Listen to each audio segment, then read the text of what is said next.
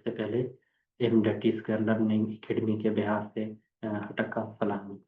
अच्छा, आज का जो हमारा टॉपिक ऑफ डिस्कशन है वो बेसिकली जो हमारा प्रीवियस लेक्चर था उसी की आप कंटिन्यूटी समझ लो या जो भी आप नाम दे दो।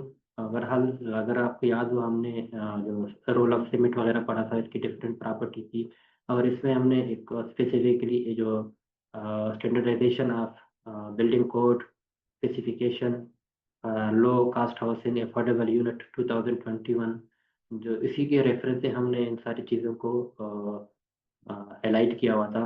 सीमेंट का जो रोल है कंक्रीट स्ट्रक्चर में, फिर जो कंक्रीट के साथ रिलेटेड स्ट्रक्चर है उसमें हमने हाईलाइट किया था। अच्छा, इसमें जो सब क्लास थी 3.4.2 पे, इसमें अगर आपने आप देख ले इसको ए से लेकर टी तक हमारे बुलेट पॉइंट बने हुए थे।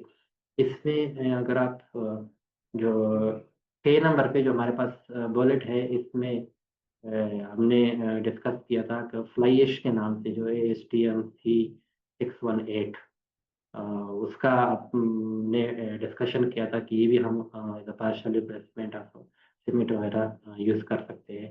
इसमें आज अगर आपको तस्वीर वगैरह में नज़र आई जिसको मैंने हाईलाइट किया हुआ था बिल्डिंग कोड का, और इसमें जो इनके क्लास वगैरह है वो सारे मेंशन है। तो आज का जो हमारा डिस्कशन होगा वो बेसिकली इसी को हम एक्सप्लोर करेंगे कि STM C618 के फ्लाई ऐश वगैरह है, ये है क्या क्या प्रॉपर्टीज है इनकी, केमिकल कंपोजिशन क्या है। अच्छा, ये तो हम एक ऐसे समझ लो कि एक जो सब पार्ट है उसमें जो ए वाला पोर्शन है या फर्स्ट पोर्शन समझ लो या ए पोर्शन समझ लो, इसमें हम इसको एक्सप्लोर करेंगे इस स्टैंडर्ड को। अच्छा, जो दूसरा पार्ट होगा वो बेसिकली हम नेक्स्ट लेक्चर में मैं कर लूँगा। जो बी पार्ट होगा उसी इसी लेक्चर की कंटिन्यूटी का, इसमें हम इसको थोड़ा जो अगर पार्शियल रिप्लेसमेंट वगैरह हम करते हैं सीमेंट की जगह फ्लाई एश से, तो कितने परसेंट पे हम रिप्लेसमेंट कर रहे हैं, इसकी जो स्ट्रेंथ वगैरह मैक्सिमम होती है, ड्यूरेबिलिटी के ऊपर इनका कितना इम्पैक्ट है, सल्फेट रेजिस्टेंट के लिए कितना इम्पैक्ट है, उसी का हम दूसरे पोर्शन में हम इंशाल्लाह स्टडी करें। तो सबसे पहले हम है ना, तो STM C618 है फ्लाई ऐश का, इसको थोड़ा एक्सप्लोर कर लिया, आइए चलते हैं। अच्छा, आज का जो हमारा टॉपिक का डिस्कशन है मैंने पहले भी बता दिया था इंट्रोडक्शन में कि वो है STM C618 standard specification for fly ash and raw or calcium natural pozzolan for use in concrete, including scope, type, physical properties and chemical requirement। अच्छा, जो हम बेसिकली इनको स्टडी कर लेते हैं, जो सबसे पहला हमारे पास हेडिंग है वो स्कोप है इनका कि STM C618 में हमने कौन कौन सी चीज़ें कवर करनी है।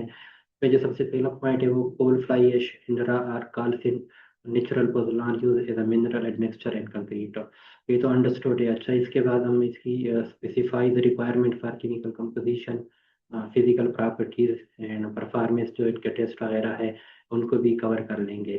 तो जो तीसरा पॉइंट है उसमें हम ये इंश्योर कर लेंगे कि जो पोजोलानिक मटेरियल है कंक्रीट में हम यूज़ कर लेते हैं पार्शियली प्लेसमेंट, इनका वर्केबिलिटी के ऊपर इनका कितना इम्पेक्ट है, ड्यूरेबिलिटी के ऊपर कितना है, स्ट्रेंथ के ऊपर कितना है, रेजिस्टेंट टू सल्फेट अटैक वगैरह ये कितनी मौसर है इनको मिटिगेट करने के लिए इश्यूज को।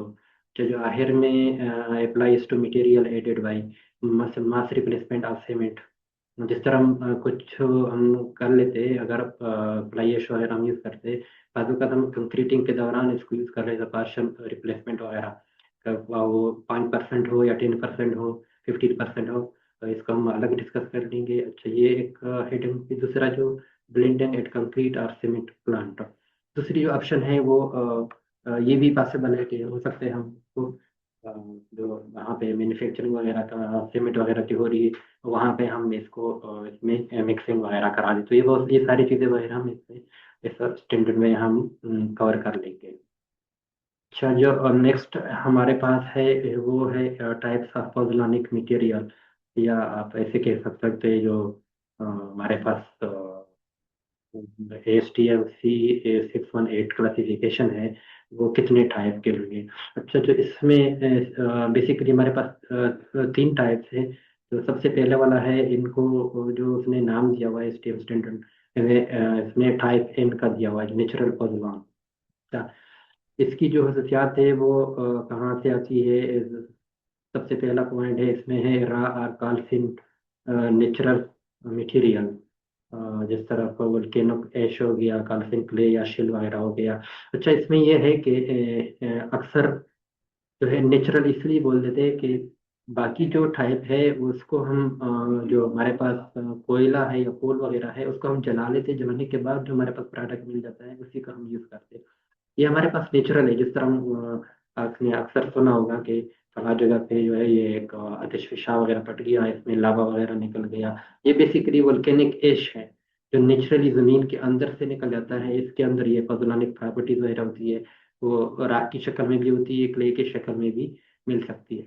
अच्छा, जो दूसरी इनकी करेक्टरिस्टिक समझ लो है pozzolanic in nature without being a by product of coal combustion. जिस तरह मैंने अभी बता दिया कि ये पॉज़्नोनिक इन नेचर है without being a by product of coal combustion. मतलब हम इसको जलाते नहीं, ये एक नेचुरली जमीन से या पहाड़ों के अंदर से जो है नेचुरली जो एक चीज आ जाती है। इसमें में एक नेचुरल प्रॉपर्टीज होती है। इसमें कोई कंबस्टन वगैरह हम नहीं करते कि बाहर या फिजिकल एनवायरनमेंट में हम कंबस्टन के बाद इनकी जो प्रोडक्ट वगैरह होती है इसको हम कलेक्ट कर सके। तो ये तो हमारे पास टाइप इन हो गया। अच्छा, जो इनके पास दूसरा टाइप है वो है टाइप एफ फ्लाई एश लो कैल्शियम। जो इसकी प्रॉपर्टीज है यूजुअली प्रोड्यूस फ्रॉम एंथ्रासाइट और बिटुमिनियस कोल। ये जो इनकी ऐसे समझ लो कि इनकी जो राख है या ओरिजिन है ये इंथ्रासाइट या बिटुमिनियस कोल वगैरह। मतलब अगर दूसरे आसान अल्फाज में मैं आपको बोलूँ कि ये ऐसे समझ लो कि बिल्कुल पका हुआ कोला, कोयला, पका हुआ कोयला वगैरह है। ये बेसिकली उसी से हम हासिल कर लेते हैं। इसमें जो दूसरी प्रॉपर्टीज है वो इसमें जो कैल्शियम ऑक्साइड है उनकी जो कंपोजिशन है वो काफ़ी लो होती है।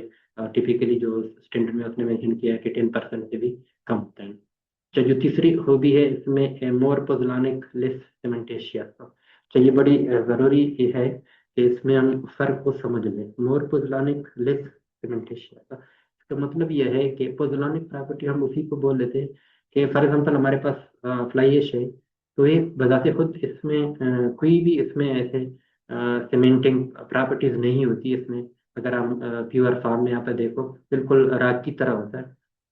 लेकिन इसमें प्रॉपर्टी तब आती है जब अब ये दूसरे सीमेंट के अंदर या कंक्रीट के अंदर हम मिला के ये दूसरों जो उनकी बाई प्रोडक्ट है या हाइड्रेटेड प्रोडक्ट है सीमेंट की उनके साथ रिएक्शन करके फिर इसमें प्रॉपर्टीज आ जाती है। उसी प्रॉपर्टीज को हम बेसिकली फजलानिक बोलते हैं कि बजाते खुद कुछ नहीं होता, लेकिन जो दूसरी केमिकल के साथ अगर आप इसको मिला लो तो उसमें प्रॉपर्टीज आ जाती है। लेस सीमेंटेशियस का मतलब यह है कि इसमें जो नेचुरल सीमेंटिंग या बाइंडिंग प्रॉपर्टीज है वो नहीं होती। चाहिए तो हो गया। जो चौथा पॉइंट है इसमें good for sulphate resistant in lower heat of hydration. ये भी इनकी एक अच्छी एप्लीकेशन है। तो इंशाल्लाह की जो दूसरा पोर्शन है उसमें हम इसको एक्सप्लोर भी कर लेंगे।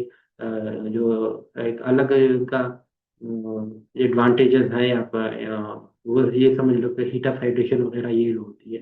हीट ऑफ हाइड्रेशन अगर हमारे पास लो हो तो इसकी एक फ़ायदा ये है जहाँ पे हमने मासिंग वगैरह मास कंक्रीट करनी है, जिस तरह डैम वगैरह हो गया, तो उसमें हमारे लिए काफ़ी विजिबल होता है। क्योंकि इसमें अगर मास कंक्रीट है तो हीट ऑफ हाइड्रेशन ज़्यादा होता है। जब हीट ऑफ हाइड्रेशन ज़्यादा होगा तो इसमें थर्मोस्टेट ज़्यादा होगी, थर्मोस्टेट ज़्यादा होगी तो इसमें माइनर क्रैक्स वगैरह आ जाएंगे, तो इसमें ड्यूरेबिलिटी इश्यूज वगैरह बन जाता है। तो ये हमारे पास एफ फ्लाई ऐश है कि इसमें पोज़ोलॉनिक प्रॉपर्टी ज़्यादा है, सीमेंटेशियस बहुत कम है। इसमें जो क्वांटिटी कैल्शियम ऑक्साइड की है वो भी काफ़ी कम है, 10% से जो कोड ने इसको मेंशन किया है। और बेसिकली ये पका हुआ कोयला जिसको हम बोलते हैं देसी जुबान में, ये है। अच्छा, जो तीसरा टाइप सी है फ्लाई ऐश हाई कैल्शियम। इसमें जो पहला प्रॉपर्टी है प्रोड्यूस फ्रॉम सब बिटुमिनियस और लिग्नाइट को। तो इसका जो पहला प्रॉपर्टी है इसमें जो खचा हुआ कोयला, मतलब ये एक ऐसे समझ लो कि एक आखिरी स्टेज पे मतलब आखिरी स्टेज जो है ये इसमें नहीं, दरमियानी स्टेज पे होता है। इसमें बाज़ औक़ात ये भी हो जाता है कि इसमें जो क्योंकि जो ऑर्गेनिक पार्टिकल है जो कोयला वगैरह बनता है वो ज़मीन के अंदर चले जाते हैं। तो इसमें बाज़ औक़ात ऐसे भी हो जाता है कि इसमें जो ऑर्गेनिक या प्लांट वगैरह कहीं दब गए थे तो इनकी जो एक शेप है वो अभी तक उसी शेप में होता है। मतलब काफ़ी चेंज, बनता तो कोयला है, कोयला तो बना हुआ है, लेकिन वो शेप वगैरह जो है काफ़ी इसमें वो जो दरख्त वगैरह है उसकी नज़र आ जाती है इसकी है। अच्छा, जो दूसरा है वो प्रॉपर्टीज है, वो जिस तरह पहले वाले में जो है कैल्शियम ऑक्साइड जो है उनकी होती जो टाइप एफ में था, कि इसमें हायर कैल्शियम कंटेंट होती है इसमें, जिसकी जो मेन रीजन है कि इसमें सेल्फ सीमेंटिंग प्रॉपर्टीज होती है। जो तीसरा पॉइंट है इसमें मोर cementitious इनमें सेट फास्टर, मतलब इसमें जो पहले वाला टाइप एफ था इसमें अगर हम पानी मिला दें तो इसमें कुछ इतना ज्यादा चीजें नहीं होती सेटिंग वगैरह की, मतलब ऐसे समझ लो कोहेजन लेस होता है इसमें, वो सीमेंटिंग प्रॉपर्टी नहीं होती। लेकिन जो टाइप सी है इसमें अगर आप पानी वगैरह मिला दो तो इसमें इटसेल्फ जो इनकी सीमेंटिंग प्रॉपर्टीज है वो इसमें होती है, और इसकी सेटिंग भी प्रॉपर तरीके से सेट भी हो जाता है। अच्छा, ये तो हमारे पास टाइप हो गए हैं इनके। अब आगे जो है इनकी कुछ केमिकल रिक्वायरमेंट है, उसको भी हम थोड़ा स्टडी कर लेंगे। तो बेसिकली हमने three type, type N F और सी बता दिए। तो जो इनकी केमिकल कंपोजिशन है वो ये है कि इसमें जो सिलिकॉन डाइऑक्साइड है या एल्यूमिनियम ऑक्साइड है या आयरन ऑक्साइड है, वो तो इसमें जो टाइप एन और इसमें इसमें 70% है, जो टाइप सी है उसमें 50% है। ये हो गया। इसके अलावा जो सल्फर ट्राईऑक्साइड है मैक्सिमम परसेंटेज, वो इसमें जो टाइप एन है इसमें 4% है, बाकी जो दो है हमारे पास वो 5-5% है। मास्टर कांटेंट हो गया वो तकरीबन तीनों में जो है वो सेम होगा। लासान इग्निशन जो इसमें मैक्सिमम है वो 10% है टाइप एन में, और बाकी जो दो है टाइप एफ और सी में वो हमारे पास 6% है। तो अवेलेबल अलग ये ऑप्शनल लिमिट होता है, तो ज़रूरी नहीं है, हो सकता है कोई लिमिट वगैरह अपने लिए रख देता है, तो इसमें अगर हो सकता है कुछ इसकी क्वांटिटी हो, लेकिन ये ज़रूरी नहीं है, मैंडेटरी नहीं है, ये ऑप्शनल है। अच्छा, जो इसमें अगर मैं बेसिकली इंजीनियरिंग पॉइंट ऑफ से देखूँ तो हम कंक्रीट वगैरह में नॉर्मली हम यूज़ करते हैं वो टाइप एफ होता है, जिसके मैंने पहले भी प्रॉपर्टी बता दी थी कि इसमें पोज़ोलॉनिक प्रॉपर्टी ज़्यादा होती है, सीमेंटिंग प्रॉपर्टीज कम होती है। मतलब ये अगर एक और एडवांटेज भी है कि ये खराब जल्दी खराब नहीं होगा, क्योंकि अगर इसको मॉइस्चर वगैरह लग भी जाए तो इसमें इतने चेंजेस वगैरह नहीं आ जाती होती इसमें। तो ये एक फ़ायदा है। तो इनकी केमिकल कंपोजिशन है, इनको आप बिल्कुल अ, थोड़ा ध्यान में रखें, ताकि आपको इल्म में हो कि जो हमने क्लासिफिकेशन की है कौन कौन सी चीज़ें जो है। इसके अलावा जो इनकी फिजिकल रिक्वायरमेंट है उसको भी हम स्टडी कर लेते हैं। तो जो फिजिकल रिक्वायरमेंट है इसमें जो सबसे पहले है फाइनेस। फाइनेस जो इसमें कोड ने मेंशन किया है 34% मैक्सिमम रिटेन ऑन 45 माइक्रोन या सीव नंबर 3 to 5। मतलब इसमें जो इसकी फाइनस है पार्टिकल या ग्रेडिंग, समझ लो कि कितना जो फ्लाई एश की जो पार्टिकल है वो कितना फाइन है। मतलब इसमें फाइनस जो है मैक्सिमम 30% होना चाहिए मैक्सिमम रिटेन, जो सीव नंबर 3 to 5 है। जो सीव नंबर 3 to 5 का अगर मैं आपको आसान अल्फाज में मकसद समझाऊँ वो ये है कि हमारे पास एक ऐसा सीयू हो जिसके पर लिनियर इंच में हमारे पास 325 राह। सीव नंबर 3 to 5 का मतलब ये है कि लिनियर रेंज में इतने सुराख हो, और उसी सीव पे जो इनकी मैक्सिमम परसेंटेज है वो 34% से ज़्यादा नहीं होनी चाहिए। ये एक इनकी फाइनेंस फिजिकल प्रॉपर्टीज है। अच्छा, जो दूसरी है वो strength activity index, SAI। Basically ये हम ऐसे कर लेते हैं कि जो एक तो हम एक प्योर सीमेंट वगैरह अगर हम एक किसी भी ट्यूब या सिलेंडर वगैरह बना लेते हैं तो उसमें हम प्योर सीमेंट वगैरह यूज़ कर लेते हैं। अच्छा, इसके बाद जो हम दूसरे स्टेज में ये कर लेते हैं कि जो सीमेंट है इनके पार्शल रिप्लेसमेंट वगैरह करवा देते हैं, कि वहाँ 10% सीमेंट वगैरह की जगह हम इसको फ्लाई एश डाल देते हैं। कभी 20 भी डाल सकते हैं, 25 भी डाल सकते हैं।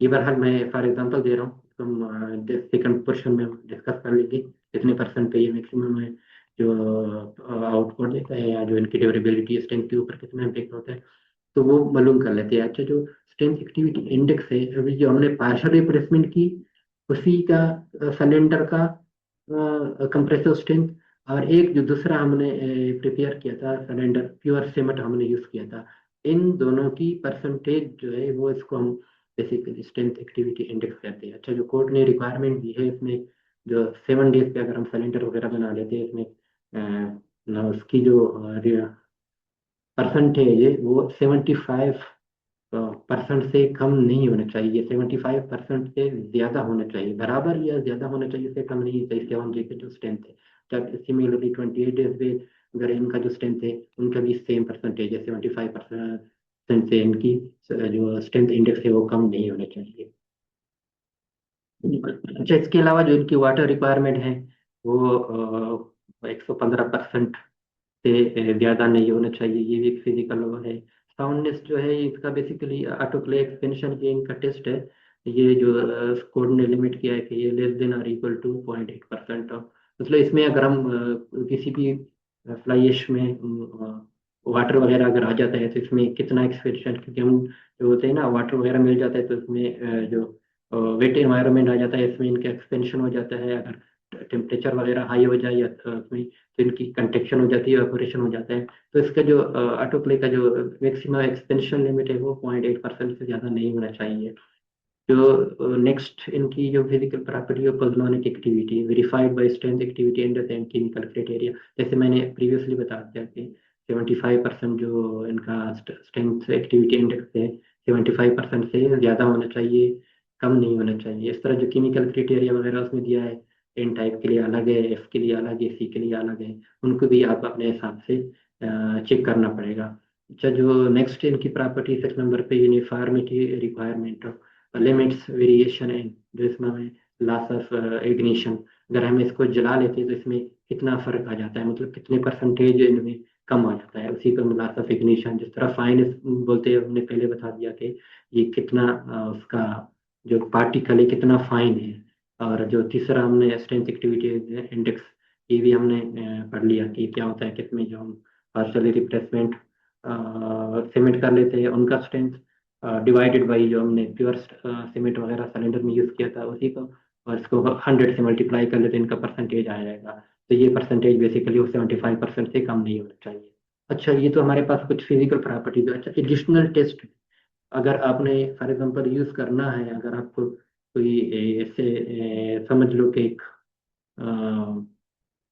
हाई क्लास कंस्ट्रक्शन आपने करनी है, इसमें अगर इनकी ज़रूरत पड़े तो आपने इनकी क्वालिटी को चेक करने के लिए ये एक एडिशनल टेस्ट है, ये भी आप करवा सकते हैं। मैंडेटरी नहीं है, लेकिन अगर आपको लगता है कि इसकी क्वालिटी सही नहीं है या फाइनेंस सही नहीं है तो आप ये करवा सकते हैं। डेंसिटी का भी करवा सकते हैं, sulphate resistant performance when using sulphate exposure, ये भी कर सकते हैं। Chloride content for reinforce concrete, क्योंकि अगर क्लोराइड वगैरह इसमें अगर ज़्यादा आ गया तो इसमें जो हमारे पास ड्यूरेबिलिटी है, जो कोरोजन वगैरह इसके स्टील को लग जाते हैं, वो भी है। Colour natural architectural for architectural concrete के लिए अगर इसमें कोई कलर वगैरह का कुछ इसमें गड़बड़ है तो आर्किटेक्चरल पॉइंट ऑफ व्यू से आप उसी को भी चेक कर सकते हैं। तो इसके साथ आज का जो छोटा सा सेशन था मेरे ख्याल में ये ऐसे समझ लो जो लेक्चर नंबर 4 है उसका लेक्चर नंबर 4.1 और ब्रैकेट में ए मैं इसलिए मेंशन कर देता हूँ कि ये एक क्वेश्चन है, हमने सिर्फ कोड को एक्सप्लोर किया हुआ है। अच्छा, जो नेक्स्ट हम इंशाल्लाह के जो इनका अगर हम पार्शियल रिप्लेसमेंट हमने करवा दी तो स्ट्रेंथ के ऊपर इनका कितना इम्पेक्ट है, इस ड्यूरेबिलिटी के ऊपर कितना है, सल्फेट रेजिस्टेंट के ऊपर कितना है, इनके ऊपर हम थोड़ा जो लेटेस्ट रिसर्च वगैरह इनकी थोड़ा स्टैटिस्टिक वगैरह हम इसको डिस्कस करेंगे। तो आज का सेशन इसी पे मैं कंक्लूड कर देता हूँ। आज के सेशन को मैं थोड़ा समराइज कर लेता हूँ। आज के सेशन हमने थोड़ा डिटेल से हमने डिस्कस किया कि जो हमारे पास फ्लाई ऐश है, एक ऐसे समझ लो मिनरल एडमिक्सचर समझ लो, या पोज़ोलानिक मटेरियल है जिसको हम as a partial replacement cement वगैरह हम यूज़ करते हैं। उनका जो एक स्टैंडर्ड है ASTM C618, उसको हमने बड़ी डिटेल से डिस्कस किया। इनका स्कोप वगैरह में कौन कौन सी चीज़ है, इसके अलावा जो इनकी क्लासिफिकेशन थी वो भी हमने डिस्कस कर दिया। केमिकल कंपोजिशन और फिजिकल कंपोजिशन को हमने बता दिया। इसके अलावा जो अगर इन केस कोई हाई क्लास या स्ट्रक्चर या कंस्ट्रक्शन है, इसमें अगर आपने यूज़ करना है या किसी ऐसे इम्पॉर्टेंट एप्लीकेशन जगह पे आपने यूज़ करना है तो इनके लिए एक अच्छी क्वालिटी की एक फ्लाई ऐश होना चाहिए। तो उसके बारे में हमने जो एडिशनल टेस्ट वगैरह है वो भी हमने बता दिए कि वो भी आप करवा सकते हैं इनकी क्वालिटी को चेक करने के लिए। तो मुझे उम्मीद है आपको समझ आ गया होगा। अच्छा, ये तो हमारे 4th लेक्चर का एक शब्द लेक्चर ब्रैकेट में अगर मैं आपको ए बोलूँ वो तो बेहतर होगा, क्योंकि ये एक पोर्शन हो गया जो सब लेक्चर का एक पोर्शन है, इसको हमने सिर्फ कोड को एक्सप्लोर किया। अब जो दूसरा पोर्शन आएगा इसमें हम जो इनका इम्पेक्ट है पार्शियल रिप्लेसमेंट पे सीमेंट पे स्ट्रेंथ के ऊपर कितना इम्पेक्ट है, इसके ऊपर क्या रिसर्च हुई, ड्यूरेबिलिटी के ऊपर कितना इम्पेक्ट है, और जो सल्फेट रेजिस्टेंट है, इसका जो करंटली या जो रिसेंटली 5 साल के इसमें एक्सपीरियंस या रिसर्च वगैरह हुआ है, इसको हम थोड़ा आपके साथ में शेयर कर लूँगा, डिस्कस कर लेंगे। तो आप हमारे साथ कनेक्टेड रहे, ताकि आप चीज़ों को एक सीक्वेंस तरीके से अंडरस्टैंड कर सकें। और मुझे उम्मीद है आप उनकी काफ़ी नॉलेज गेन चुके होंगे। अगर हमारा अ, इस चैनल पे अगर आप हमारा कंटेंट वगैरह अच्छा लगे तो आप ज़रूर इसको सब्सक्राइब कर लें, ताकि टाइम पे आपको वीडियो मिल सके। और हर वीडियो के डिस्क्रिप्शन में मैंने एक हमारा एक व्हाट्सअप का चैनल बना हुआ है, M.T स्किल लर्निंग एकेडमी के नाम से। उसी को आप ज्वाइन कर सकते हैं। और आपके ध्यान में कोई सवाल वगैरह हो, बिल्कुल आप कर ले, कमेंट में कर ले, और उसी ग्रुप में भी कर सकते हैं। इंशाल्लाह कि मैं खुद जवाब दूंगा। तो इसके साथ मैं आज का सेशन जो है वो ख़त्म कर लेता हूँ। तो मेरी तरफ